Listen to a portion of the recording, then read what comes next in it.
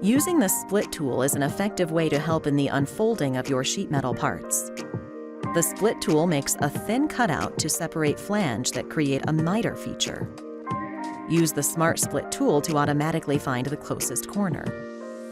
Use the Control modifier to change the split between diagonal, vertical, and horizontal.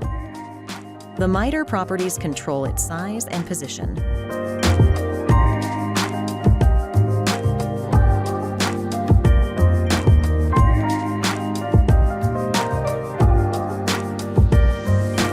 Use a polyline to create a custom split path.